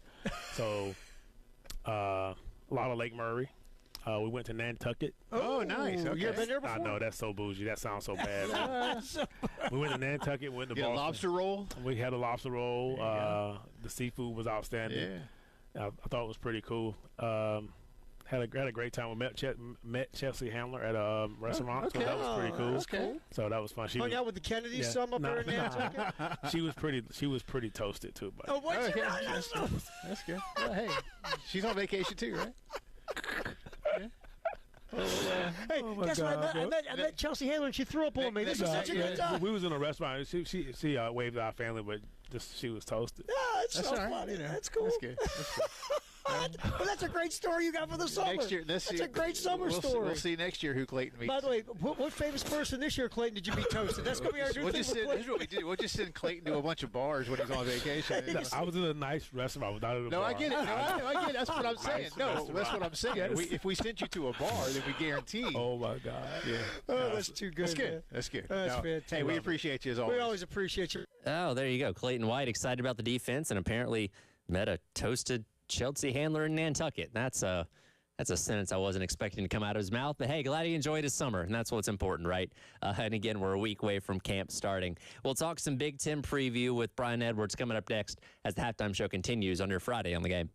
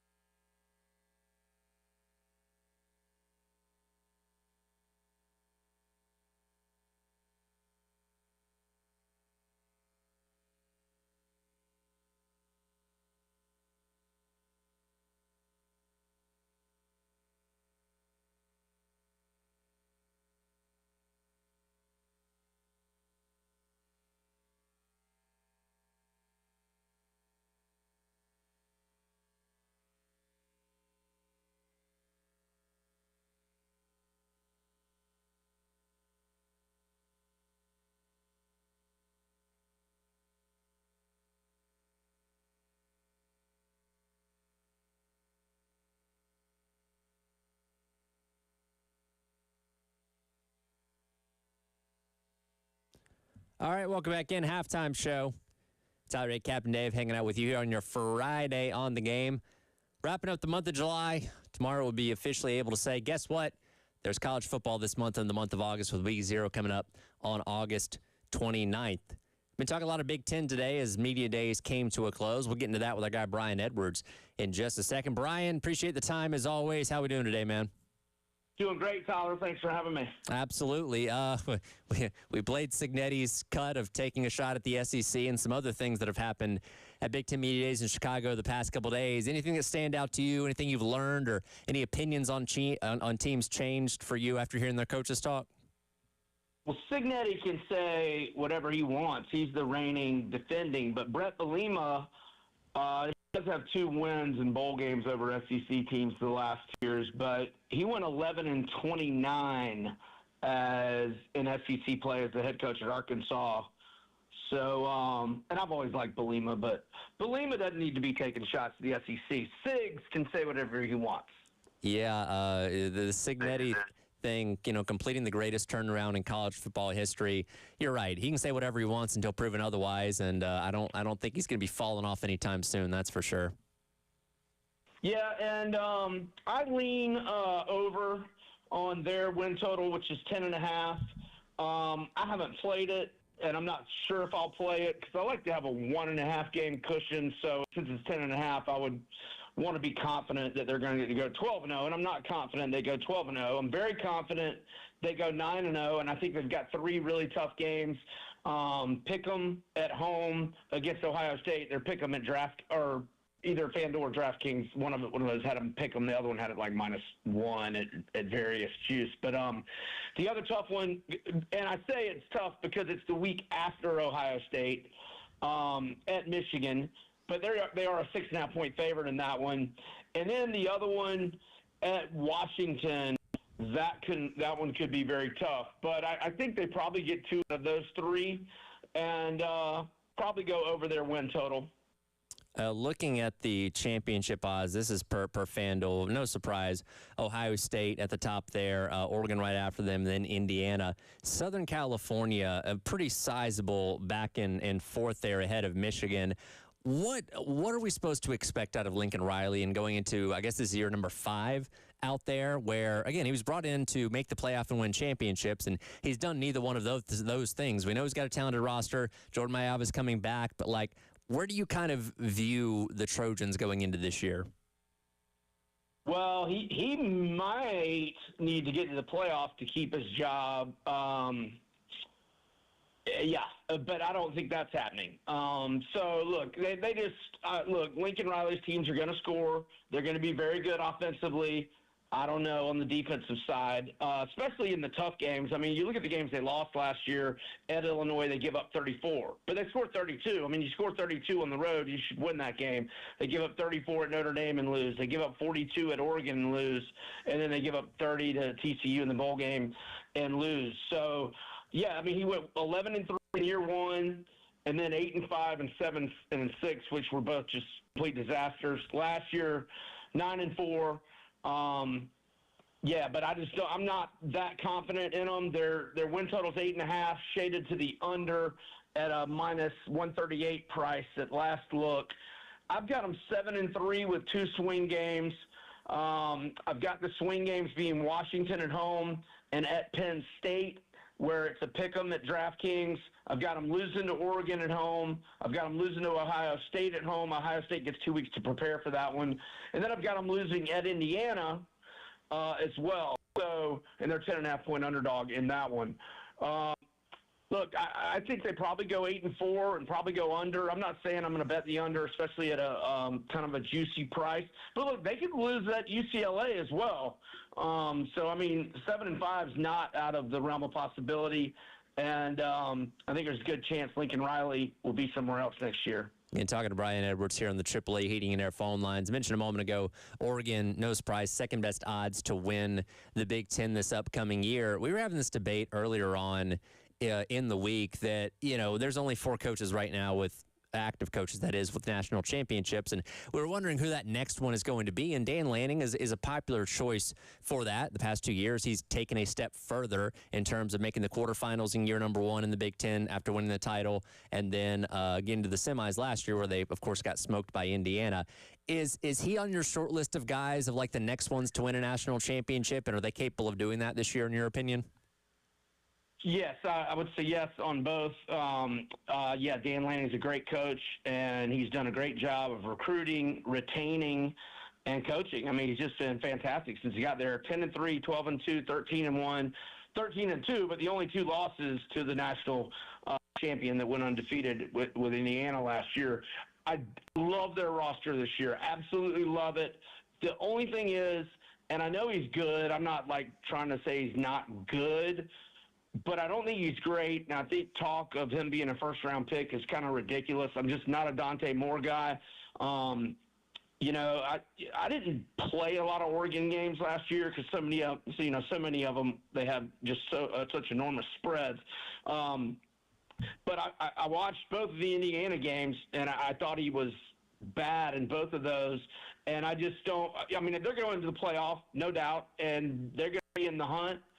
But I just prefer the other elite teams and their quarterback play compared to Dante Moore. You know, if they get matched up with Notre Dame, I certainly prefer C.J. Carr. If they get matched up with Texas, prefer Arch Manning and Gunnar Stockton with Georgia, et cetera, et cetera. So they're going to be very good. But and I've got them 10-0 with 2 swing games. The swing games being at Ohio State, where they're a 6.5-point dog, and at USC, where they're a 5.5-point favorite. I think they probably go 11-1. Their win total's 10.5. You can get a little bit of plus money on the over. Not against the play on the over. Not sure that I'll play it, though. Again, talking to Brian Edwards, a couple more minutes here in the AAA Heating Air phone lines, talking all things Big Ten and the numbers heading in to the season. Again, no surprise, Ohio State is the favorite to win the conference and one of the favorites to win the national championship as well. What, if anything, internally potentially stops Ohio State from winning the conference once again? Oregon and Indiana, who I think are every bit as good as Ohio State. We'll see on Josh Hoover, but I trust Cignetti to coach his quarterback up good, and Hoover's very talented. You know, I would just say maybe a little too many interceptions, but he started 31 games, 9,629 career passing yards, 71 to 33 TDI and TDI. I think he'll get the interceptions down under Cignetti.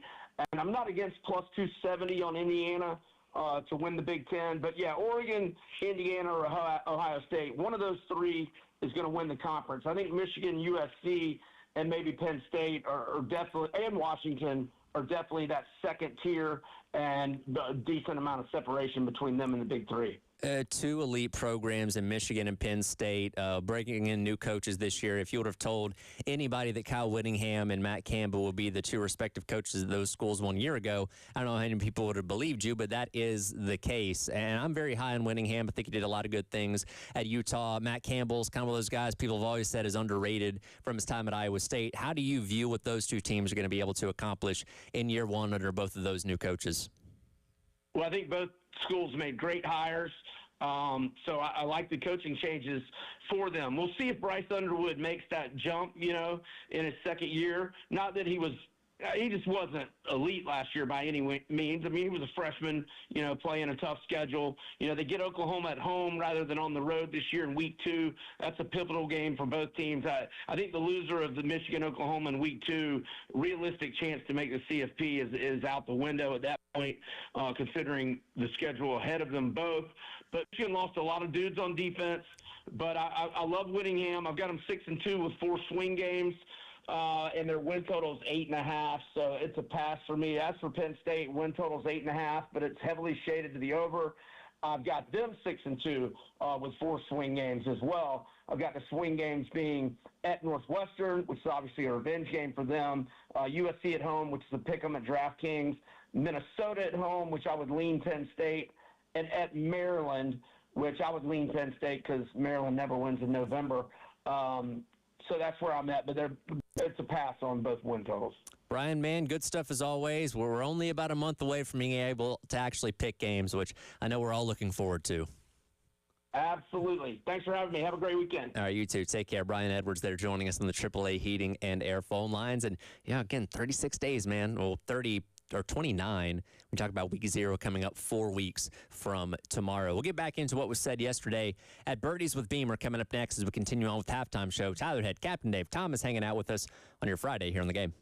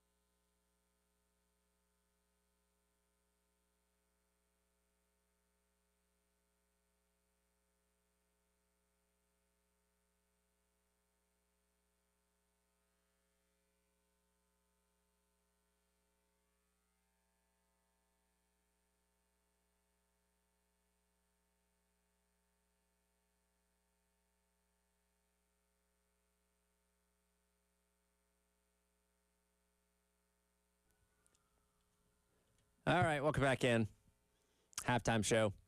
Tyler Ed, Captain Dave, Thomas hanging out here, learning the ropes on the board on the other side as we get closer to wrapping up the show here on your Friday on the game. Again, a lot of great conversations that we had yesterday at Birdies with Beamer.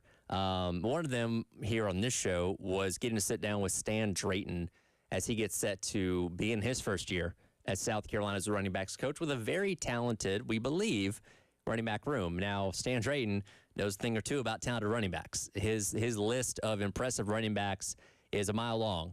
Ezekiel Elliott, Matt Forte, Bijan Robinson, Nicholas Singleton, and Katron Allen most recently at Penn State. This guy has been there and done that with a lot of different guys, and I posed the question to him yesterday. This will be cut number 9 here, Dave. Out of all the running backs that you've worked with, do you look around this current running back room and say, that guy reminds me of so-and-so from this team that I worked with? Here's what he had to say. Oh, that's interesting. They all bring a little bit of something to the table, and the thing I love about that position is they're all unique in their style and how they play. Matt Fuller is a downhill, one decision type of a back that reminds me of Carlos Hyde. That's kind of how he played the game. Ezekiel Elliott also played the game that way. Christian Clark brings some of the short space quickness that I see in Ezekiel Elliott, being able to get into tight spaces and wiggle elusively, going positive for yards. There's some similarities there. Are they those guys? No, they're their own person. I think Matt Fuller and Christian Clark, since we're talking about those two, both have pro potential. They really do. It's just a lot of development that still needs to take place before we start talking about NFL for sure.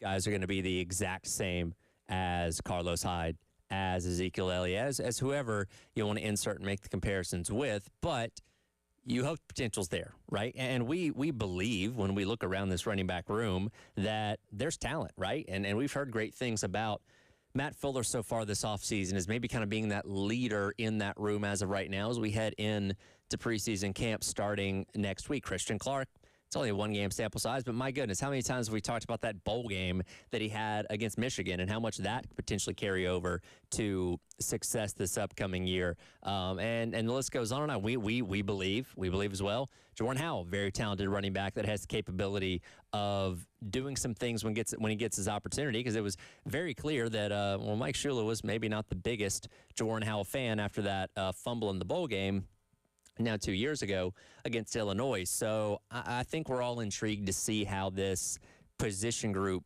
shakes out, right? Like, how are the reps going to be divvied up? Is it going to be back by committee? Is it going to be a Matthew Fuller just toting the rock more than anybody else? We don't know. We're going to have to wait and see. And it may be something that starts out as committee and eventually kind of morphs into it being one guy leading the charge. We'll have to see.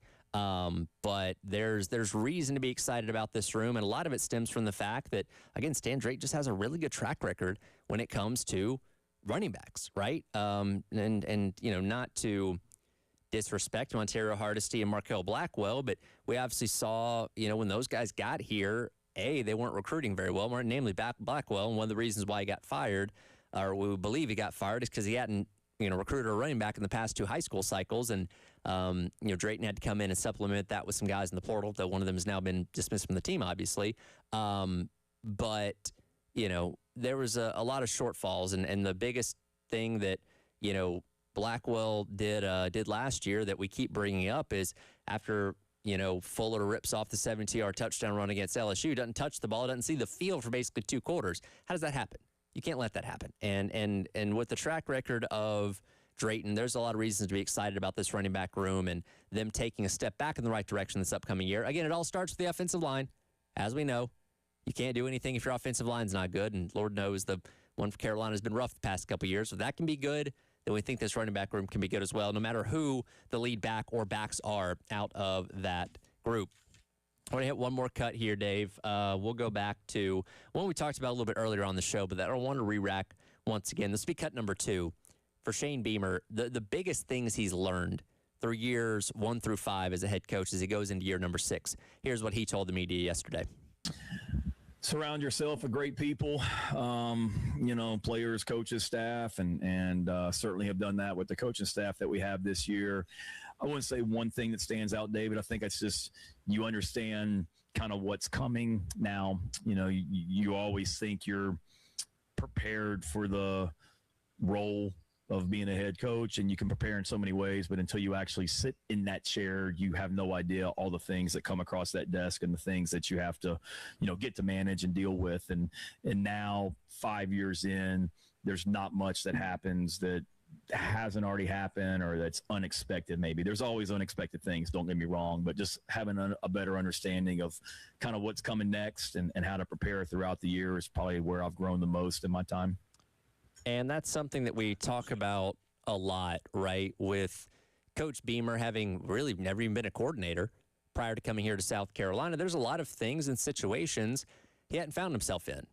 And I'm a firm believer you're only as good as, your coordinators, but that can trickle down to assistants as well. And one thing that I've given Beamer a lot of credit for over the years is bringing in so many guys on staff in various roles that have head coaching experience. We just listened to Stan Drayton a moment ago. That's a guy that coached at Temple. Now, yes, his tenure at Temple was not great, but nevertheless, he has head coaching experience, much like, a guy in Jeff Collins who was an assistant last year. I'm not sure if he's still on staff or not, but was an assistant. Sean Elliott coached at Georgia State. Mike Furry was head coach at Limestone. Like Beamer has brought in a lot of guys over the years that have. Mike Shula, as bad as that went last year, still a guy that was a head coach at the University of Alabama, which, is not for nothing, right?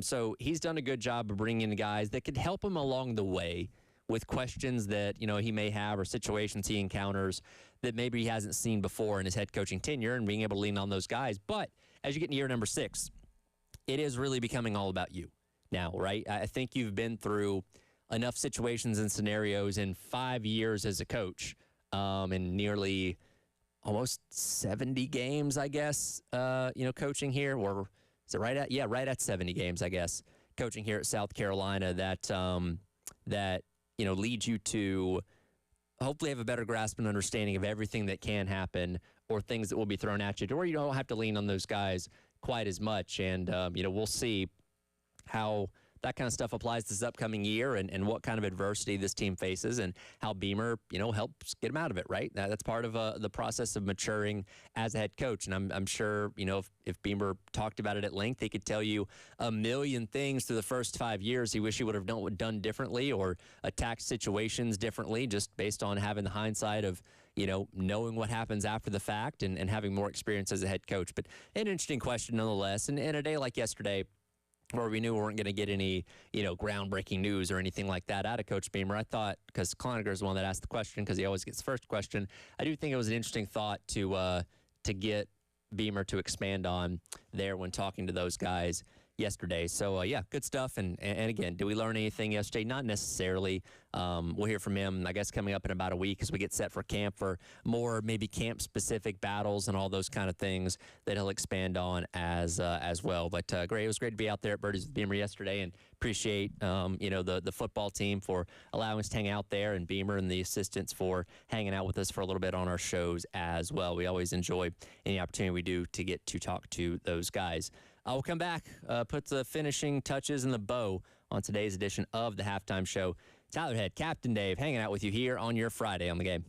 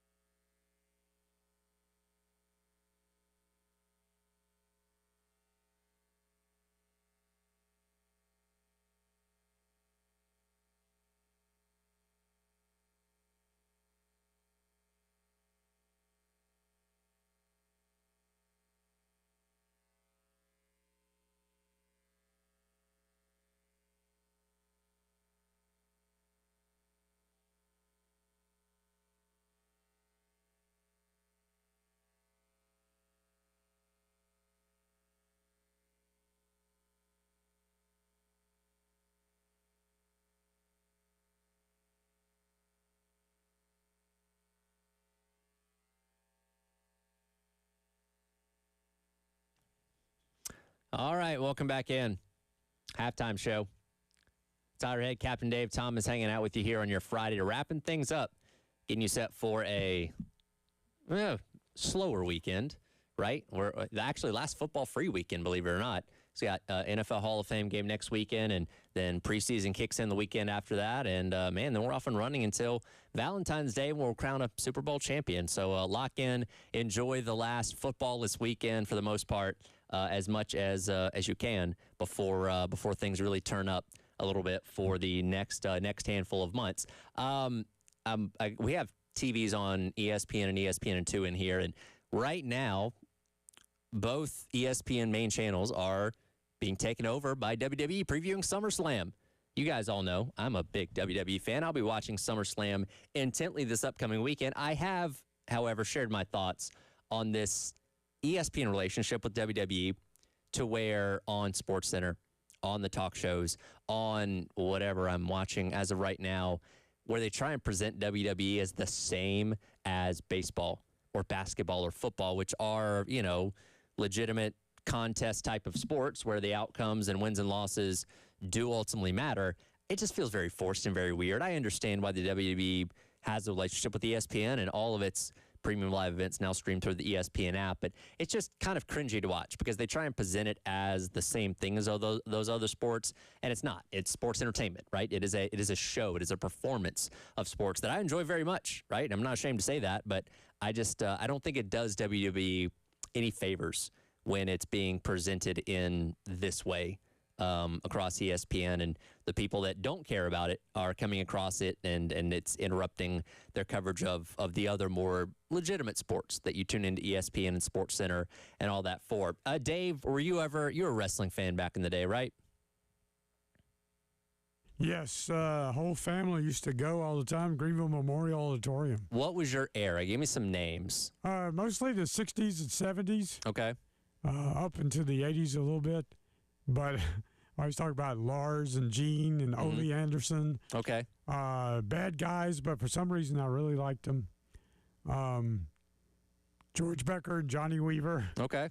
My old school mother's stuff. favorite, yeah. When is the last time you actually watched, like, professional wrestling in any capacity?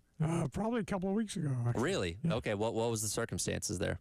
I was flipping through dials, and there was it, and there, because I know my cousins love it. They have they have some wrestler. I wish I could tell you who they follow. They go to all of his matches and describe him. Let me see if I can figure out who it is. He's huge, giant. He's he has this will probably sound like everybody. And he's heavy metal music all the time. Okay. Tattoos. Is he Samoan? I don't know. You don't know? Okay. That's trouble. That's trouble narrowing it down. Well, you might actually be better at this game than I thought. I'm going to spit some names at you of people that are wrestling at SummerSlam this weekend. You tell me if you know who these people are, okay? Okay. Start off easy. Brock Lesnar. Don't know him. You don't know who Brock Lesnar is? Nope. Really? Nope. I feel like he had enough crossover appeal. You might have seen him in UFC or at least heard of him, right? No. Okay, a little bit surprising there. How about CM Punk? I think I've heard, yeah. You've heard of him? I think so, yeah. Cody Rhodes? That's Dusty Rhodes' grandson? Son, yeah. Yeah, we had him in studio a couple years ago. Yeah. Let's see. Danhausen. Danhausen. If I said that word to you, do you even know if that's a person or not, or if I just made it up? I thought it might be a shirt you buy at Bilk. It is not. It's a real person, or at least a character. Finn Balor. Wasn't he in Stranger Things? He was not, but sure, I could see you making that. Yeah, that was that other guy. I could see you making that comparison. Last one here. How about Oba Femi? Oba? No, is he Swedish? No, Nigerian. Oh, okay. Okay. Well, if you have nothing to do at 6 o'clock on Saturday and Sunday night, you can tune into the ESPN app and watch SummerSlam. Okay. So there you go. You know Trick Williams, though, right? Heard the name. Yeah. Well, he played here at Carolina. Whooped that trick, defending his United States championship this weekend.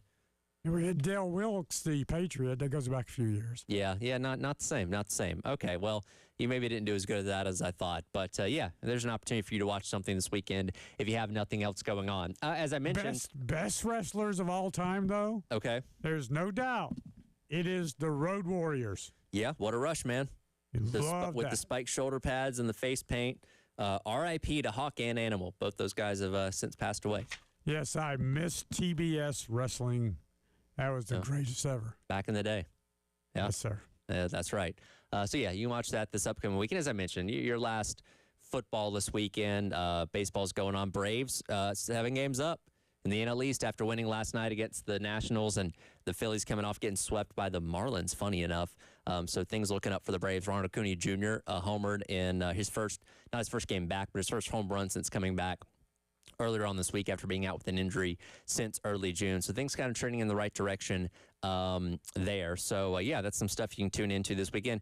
MLB trade deadline coming up on Monday afternoon. Tariq Skubal, I'm almost 99.9% certain he's not going to be a Tiger anymore after he threw his last game the other day, and they proceeded to blow, I think, a 7-run lead that he had for them after getting his 1,000th strikeout. So by showtime Monday, we should maybe know where he's going. Likely to L.A. to the Dodgers because they have the money to spend on him. And, of course, they would because he's legitimately one of the best pitchers in the Major League Baseball, and all the best players just go to the Dodgers because that's what happens these days, and nobody's going to be shocked if they win yet another World Series title with the kind of roster that they have. But thanks again to the coaches and everybody that allowed us to be out at Birdie's with Beamers yesterday and sat down with us and talked to us for a little bit. And, yeah, man, this time next week we'll have some kind of camp intel. It may only be about stretching, but it's better than nothing, and we'll take it as we build you up to the start of the season. Again, don't forget tomorrow afternoon, or really morning into afternoon, Elijah Campbell and myself at Westco Brew and Bowl, 3440 Charleston Highway, hanging out, collecting school supplies for both Herbert A. Wood Elementary and Alcorn Middle School. Brew and Bowl is going to also be getting out $15 play cards if you make a donation, 1 per customer. So come by and hang out with us and bring some school supplies and help out the kids as the school year gets started coming up here in a couple days. So looking forward to that. Hopefully to seeing a lot of you out there hanging out with us tomorrow at Westco Brew and Bowl on Charleston Highway. That'll do it for the halftime show. Coming up next, post-game show with Jay and Terry on your Friday here on The Game.